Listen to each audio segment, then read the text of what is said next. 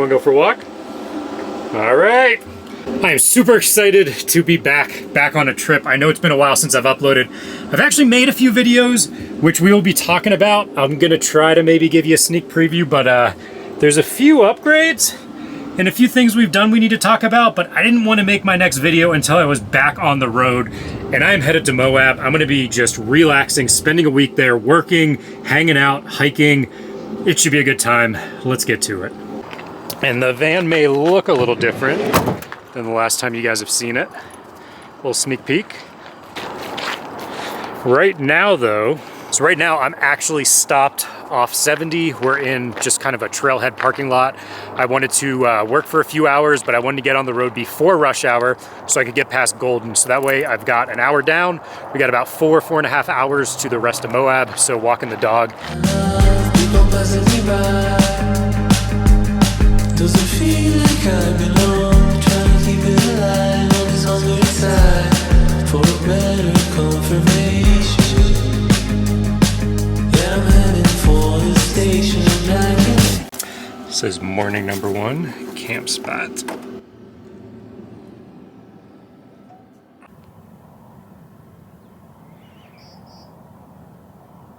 All right, so first night, we got a good night's sleep, beautiful sunrise. Try and block my face from the sun a little bit. So last night's sleep was actually good. It was nice and quiet, but there's a lot of people in this area. So I'm gonna try to move to a very remote location. It's the reason we got the 4-wheel drive lifted van. I've heard this trail could be pretty gnarly, but there's about 5 gorgeous camp spots, which are pretty well secluded. It's actually closer to Moab. So we're gonna get on the road here. Wish me luck. I'm trying to get there before work starts today. So that way I'm all camped out, we're ready to go. I can walk the dog. Let's get packed up and we'll get on the road. In case you were curious what kind of terrain we were dealing with last night.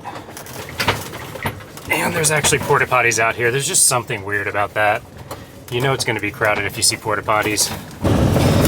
This is just a beautiful drive. So we have just hit the trail that we're headed out to. I think we're going like inside of those somewhere. We got about 4 miles ahead of us. Should be a fun adventure. Let's get on the road. I really need the camera mount where I can mount it to my hood. I got a POV camera. We're gonna try it a little bit. It's probably noisy too, so bear with me, but let's get to camp. Anyone curious, this is Gemini Bridges. This is my first time airing down on the van. It's just something to call out, which is funny because the Indeflate will actually even out tires. So like if you have extra tire pressure in one of them and the other one's low, you can even them out that way. The problem is when you're deflating and things like that, so the front, you actually have it a lower PSI than the back on the Sprinter. So I've got to air down the fronts together and the backs together. Otherwise, it could even out the air pressure, which is actually something you don't want. So I don't know fully what I'm getting into, but just for comfort at least, because I'm going to be out here for a while, I just want to air down. This trail's not too bad. We're down to about 20 PSI right now is what I went to. We're in 4-wheel drive, low range.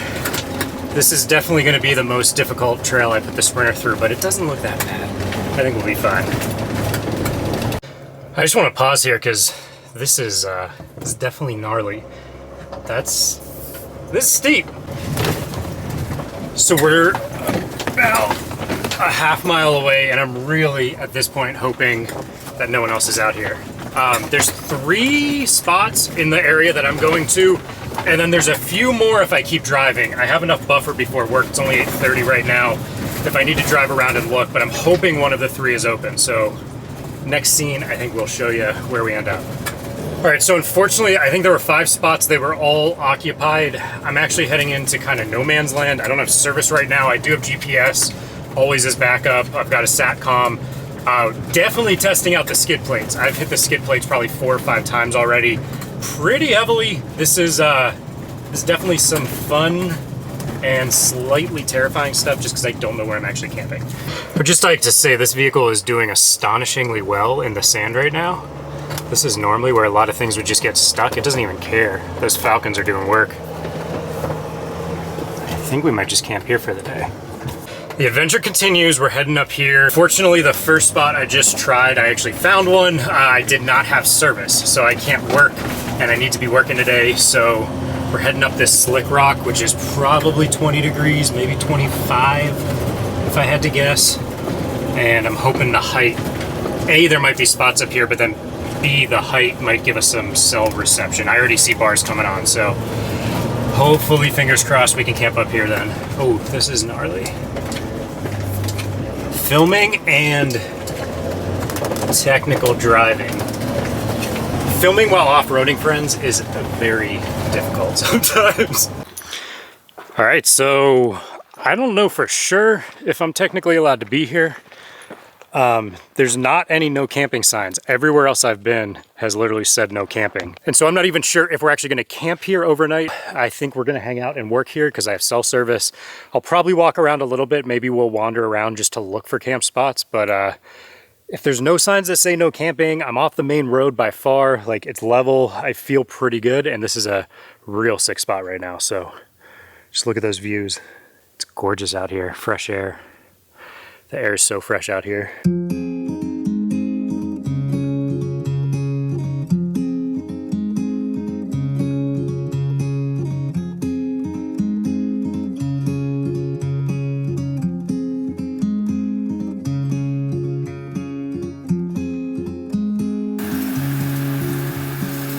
So right now it's lunchtime, and this might not be for everyone, but I'm making chicken livers and a salad.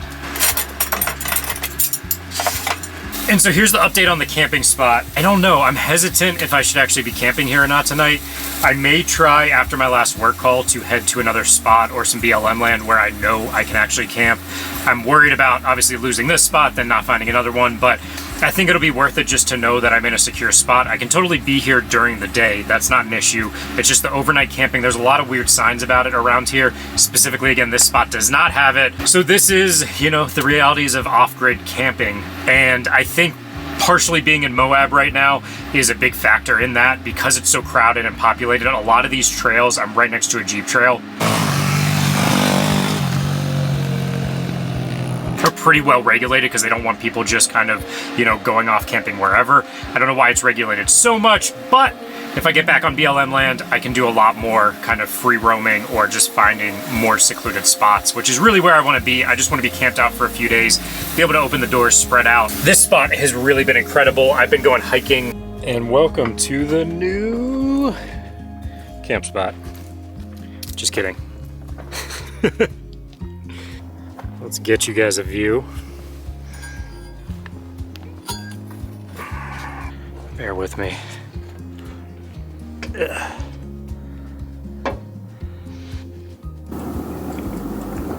After thinking long and hard, and honestly just not wanting to do more work after working all day, we're gonna try to stay in this spot for tonight.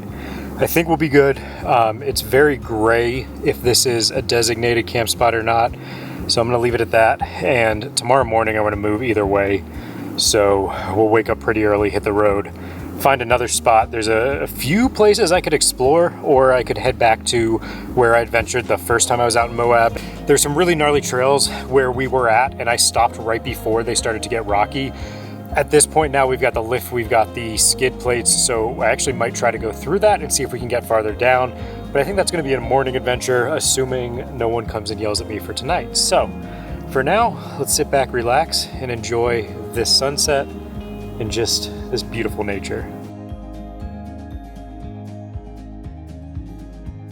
So I haven't shown you guys this yet, but I replaced what was the microwave, and I basically went ahead and put a little, it's an air fryer slash convection oven. And so we put that in here and it fits perfectly. I'll show you when it's closed, but I just turned it on for the first time because honestly, I haven't actually figured out if it's gonna melt the ceiling or not, and I'm very curious. I think we were fine. So I tested this at home and tried to figure out like which parts of it get super hot. The back gets super hot. That's why it's on hinges. Get it away from anything back here, which are cables, electronics, the wall, etc. Bottom gets pretty hot, not too bad. Same thing with the sides. The sides are actually like cool to the touch right now, and you can see it's friggin' hot inside. So we're rolling the dice. I have a fire extinguisher. I don't feel like any heat out of the top right now. I know it will get hot. Will it melt something 2 inches away? Let's hope not, but we'll find out together. So right now we're good. I'm just gonna sit here and monitor it as it heats up to 350. If anyone is curious how I try to stay fit on the road, I bring this kettlebell with me. If you haven't used a kettlebell, you can pretty much get every muscle, anything you want. And I'm a huge fan of this. Now, I can technically use it in the garage. I'll probably take it outside right now to work out for a little bit. If you want kind of a small sized end all be all for something to work out with, definitely recommend the kettlebell. All right, so now we're cooled off, and take a peek at this. Boom. That's it. It actually has soft closing and locking. So like you can see it kind of pulls itself back. It's not gonna fall out off-roading. Real happy. Haley is fascinated by this. I'm not sure why. Haley, what you got there? You smell a stick. Big ol' stick. We didn't talk about my toilet upgrade. I know this is a touchy subject, but look, the toilet that came with this kind of sucked, and frankly, this one's been way better. It's fantastic, and we got an electric flush hooked up, so that all works, and then basically you just open that, boom, closes it. We've got a cassette that comes out the side, so very easily separates you. You never have to remove this, move this around. And then I actually ran a cable here. The electric flush runs off a 12-volt switch, and so this is a switch. I can actually even turn the switch off, turn the switch on. Boom, just hardwired that.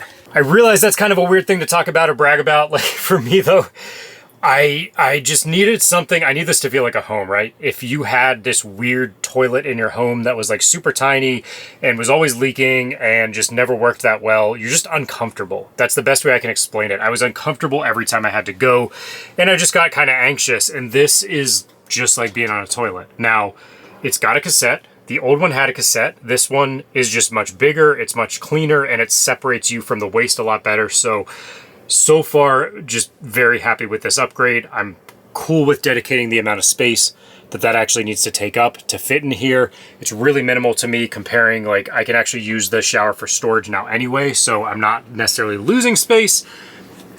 Big thumbs up for me.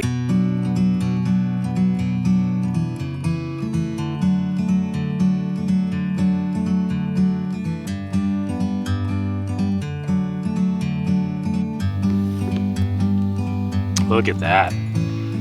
So cool with the sunset. How cool does this look? Someone's trying to make a steak.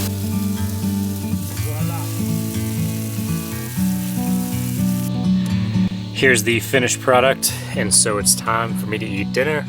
And I promised Haley if we get to 10K subs in the near future, she'll get some of this steak. So if you guys can make that happen.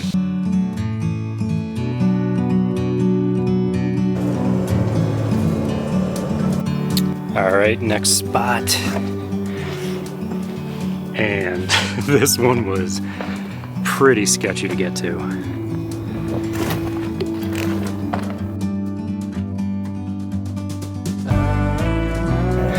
Well, we just came down this hill, so I know I can get back up, but it was definitely a fun challenge, and I wouldn't say I'm looking forward to it, but I know we'll make it at least. You know, perspective on these is always funny because this is a pretty vertical hill right now.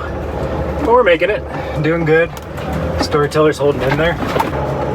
Well, it ended slightly abruptly, but we made it. Not without some fun though. Check out these guys. This one is really in a whole new element out here. What am I doing? I am doing some work. So we had a problem on the back here previously where my max tracks were actually blocking that sensor right there. And the problem with that was it only came on in reverse. Well, when you're off-roading, one, it's super annoying. Two, I realized the car actually pauses itself or stops, it basically hits the brake when you're trying to reverse. So I kept having to turn off the sensor. That led me to this morning bumping this guy into a rock, which we're fine, but I want to avoid that. So we're kind of repositioning things. I'm lifting the max tracks up a little bit. That means I need to reattach the rotopacks sideways, so that way we'll have enough clearance right here. I'll show you guys once it's assembled what that all means, but yeah, let me get that tweaked and then I'll show you the final setup. 3 hours later. This better be worth it. Whew, that took longer than it should have. You know, it's funny how life on the road always brings unique challenges and just kind of curveballs. But I think that's honestly a big part of what continues to draw me to it, is the fact that I don't know what I'm getting into every day. Now, there's always a sense of routine, right? Packing up for the night, covering the windows, taking the windows down, setting up the bed, making coffee. But then even like this week, so day one when I got out here, I wake up, I'm doing my coffee routine. Like, I have a whole shelf dedicated to coffee because I love coffee that much. And I realized I forgot the way to heat my water, the electric kettle that I use. And I was like, all right, we got this. So I have been using basically a pot and pan all week to heat water every morning, which is a heavier process than the electric kettle, but it works. Like, I've got to have my coffee. I would have figured out alternative ways if I had to, but so far that's been working. So it's just fun because those types of things happen. I think finding camp spots is a similar sentiment. So looking for spots, one, you don't know if your vehicle can always get there. I put this thing through some pretty gnarly stuff this week. You don't know if you're gonna hit rocks, you don't know if there's gonna be terrain, and then much more importantly, you don't know if someone's already got to that spot. So I've had issues this week already, as you guys saw, where I wasn't able to camp in a few spots that I had planned out and marked. And, you know, there's also things like cell service. So someone could be there, you might not have cell service, and if you need to work from the road like I am, then you gotta keep looking. So you just deal with the curveballs, but that's also part of the excitement, part of the fun, and part of the stress. So right now the sun is rising. I am so happy with this spot. It's awesome because a lot of times these are taken, a lot of climbers come out to these spots. Right now it wasn't occupied. There actually wasn't even much traffic yesterday, which is funny because Moab in general is really packed right now. And so what I'm gonna do is go for a walk in a little bit here, enjoy the sunrise. I'll get some drone footage for y'all so you can see this beautiful sunrise in this camp spot we're in, because these are just kind of the memories and the experiences that I was hoping for during van life. And they're really holding true to everything I kind of hoped. Obviously, you have this vision of what things are going to be, and then you have the reality of what they actually are. And this type of experience right now is incredible. Like, I'm in the middle of nowhere. I'm just looking at gorgeous scenery. The weather's beautiful. I have this all to myself right now, and I can just stay out here and enjoy it. And so that, to me, is the essence of van life. But it always comes with its challenges.